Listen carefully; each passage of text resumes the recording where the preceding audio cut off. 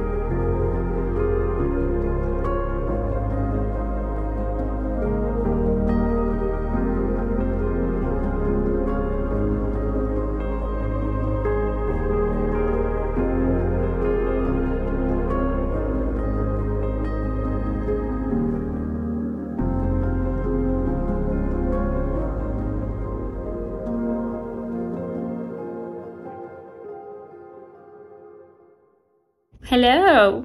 J'ai été pas mal productive aujourd'hui. Ce matin, c'était leg day. En venant travailler, vu que j'ai fini tôt, j'ai décidé que c'était l'occasion parfaite de me bleacher les cheveux. Parce qu'ici, la lumière est vraiment parfaite. J'ai déplacé le bureau pour pouvoir mettre un miroir puis comme voir l'arrière de ma tête puis être capable de faire l'arrière de ma tête sans genre le faire à l'aveugle.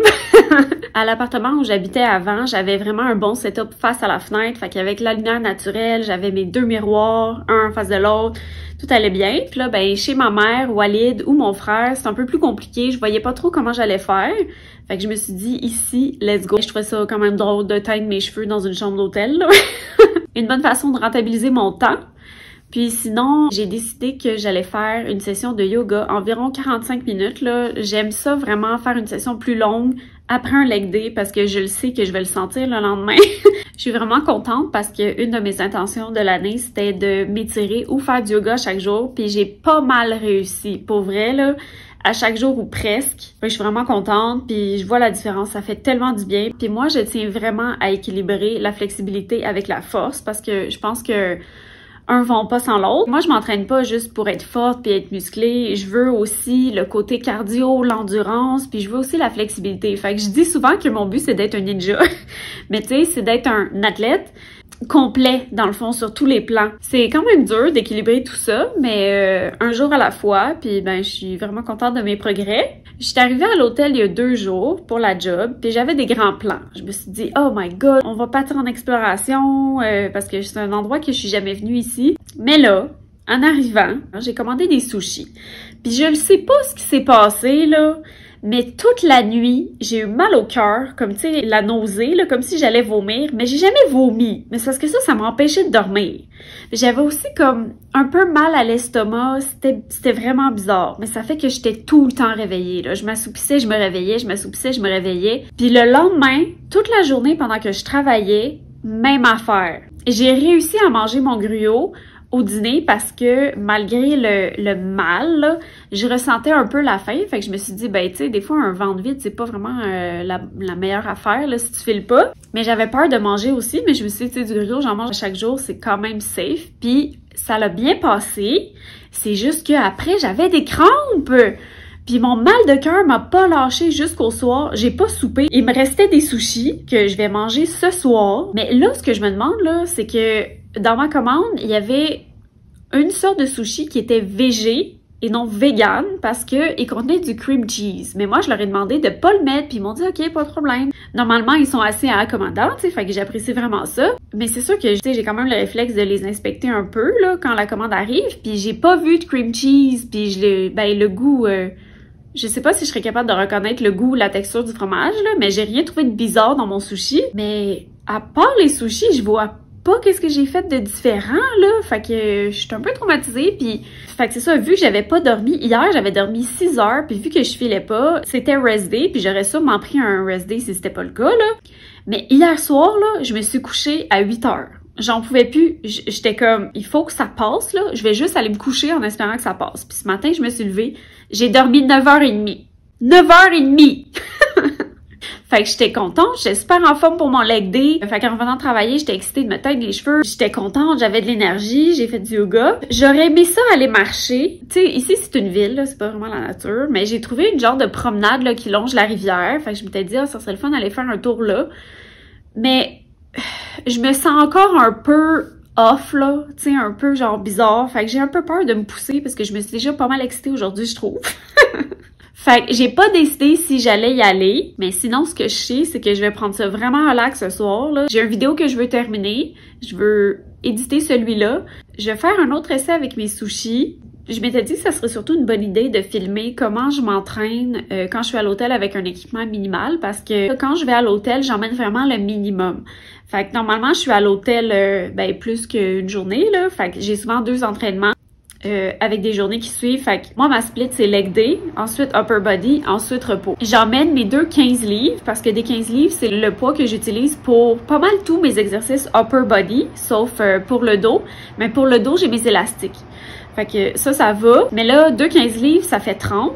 Puis moi, normalement, pour les jambes, je prends beaucoup plus que ça, là. Donc, faut que j'utilise des techniques que j'appelle des techniques de torture pour rentabiliser mon entraînement. Fait que 2 de mes techniques préférées, c'est utiliser des demi-reps ou des pulses, focuser sur les exercices unilatéraux et ajouter un exercice staple, donc un exercice récurrent que je fais revenir entre chaque set de mes exercices. Un de mes staples préférés qui est aussi un vraiment bon finisher, là, si jamais tu as envie de bien te démolir les quads, c'est le kneeling to squat. Tu mets un genou à terre, en remontant tu squats, puis tu remets le même genou à terre, tu remontes, tu squats. Fait que tu fais ça sur une jambe, ça c'est un set. Ensuite, tu fais sur l'autre jambe, c'est ton deuxième set. Puis là, tu passes à ton exercice, là, comme, je sais pas moi, un deadlift.